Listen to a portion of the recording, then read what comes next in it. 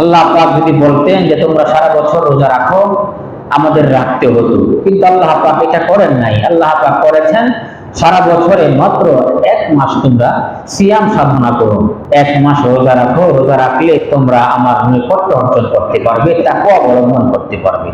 আল্লাহ রাব্বুল আলামিন বলেছেন কুতিবা আলাইকুমুস সিয়াম, তোমাদের উপর আমি রোজাকে ফরজ করে দিয়েছি। কুতিবা আই ফরিজা, অর্থাৎ আমি ফরজ করে দিলাম। এই রোজা আমাদের উপর ফরজ। রোজা আমাদের উপর কি ফরজ? নামাজ যেমন ফরজ, রোজাও আমাদের উপর এমন ফরজ। আমাদের উপর পর্দা যেমন ফরজ, রোজা আমাদের উপর এমন ফরজ।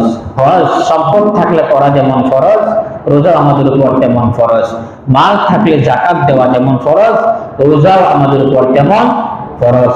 আমরা নামাজ পড়ি, রোজা রাখি, হজ করি, যাকাত দিই, দান সদকা করি, ইবাদত করি, জিকির করি,